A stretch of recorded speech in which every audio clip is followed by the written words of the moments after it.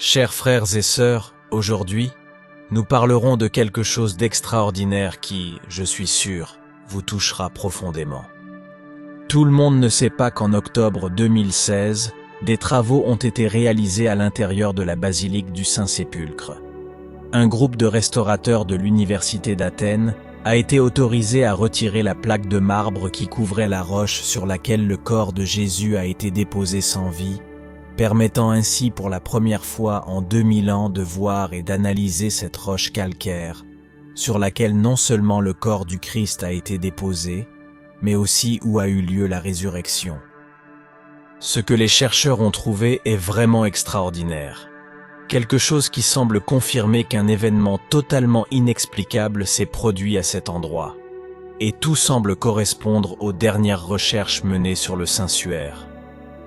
Comme nous le savons, la basilique du Saint-Sépulcre, située au cœur de la vieille ville de Jérusalem, est considérée comme l'un des lieux les plus sacrés du christianisme. Elle se dresse sur un site vénéré depuis les premiers siècles comme le lieu de la crucifixion, de l'ensevelissement et de la résurrection de Jésus-Christ. À l'intérieur de la basilique, la vénération se concentre sur l'édicule du Saint-Sépulcre, une structure qui renferme la tombe de Jésus. Cette tombe, taillée dans une roche calcaire, est l'endroit où, selon la tradition, le corps de Jésus a été déposé après la crucifixion et d'où il est ressuscité 3 jours plus tard. La tombe a été réalisée par Joseph d'Arimathie, un homme de grande richesse et de prestige. Joseph d'Arimathie n'était pas seulement riche, il possédait des navires et des commerces qui s'étendaient jusqu'à des terres lointaines, même jusqu'en Grande-Bretagne. Mais malgré sa richesse et son statut, il était aussi un homme de foi, un disciple secret du Seigneur Jésus. Avec courage et détermination, il a obtenu de Pilate la permission de s'occuper du corps de Jésus. Il n'a épargné aucune dépense, il a payé tout ce qui était nécessaire pour le rite funéraire et a même donné le linge du Saint-Suaire. Mais, comme cela arrive souvent à ceux qui suivent le Seigneur, il a été persécuté pour sa foi.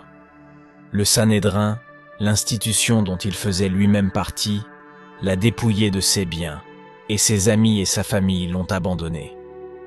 Joseph, qui avait déjà prévu d'utiliser la tombe pour lui-même avant la Passion, a donc fait preuve d'une générosité extraordinaire en la donnant à Jésus.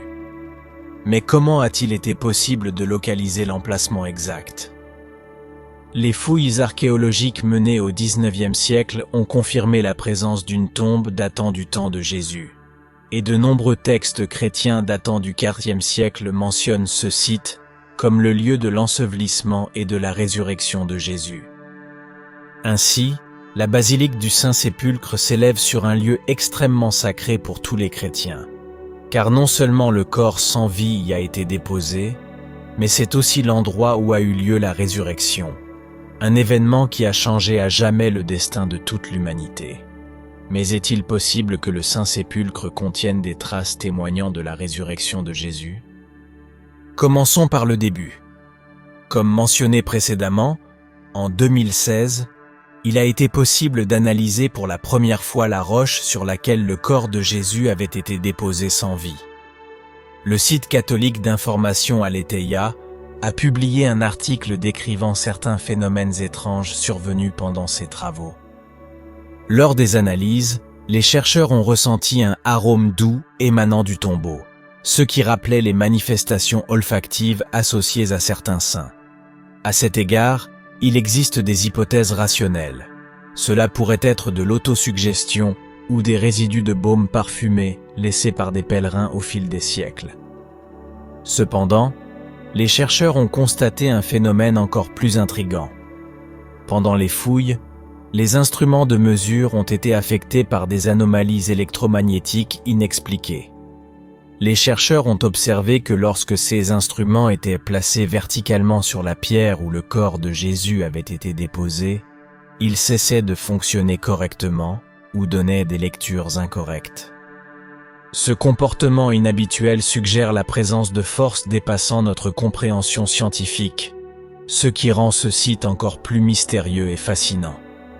Personne n'a compris la cause de cette anomalie, Mais cela a sûrement bouleversé les chercheurs, car comme l'a rappelé la directrice des travaux, Antonia Moropoulou, il est difficile d'imaginer que quelqu'un risquerait sa réputation pour un coup de pub. Quelque chose de surprenant s'est produit et continue de se produire en ce lieu sacré. Et tout cela peut être lié à ce que nous pouvons considérer comme la relique la plus importante de toute la chrétienté, le Saint-Suaire. Les études menées sur le suaire au fil du temps ont révélé des faits surprenants. Tout d'abord, le linceul a enveloppé le corps sans vie d'un homme crucifié. Les experts ont déterminé que le corps n'était pas resté dans le tissu plus de 42 heures, car il n'y avait aucun signe de décomposition. De plus, l'analyse des caillots de sang sur le linceul suggère que le corps est sorti sans mouvement physique, presque comme s'il s'était dématérialisé. Ces éléments soulèvent des questions fascinantes sur la nature et l'origine du suaire, alimentant le débat sur son authenticité et sa signification spirituelle. C'est comme si le corps de Jésus avait traversé le linceul, transcendé les lois du temps et de l'espace.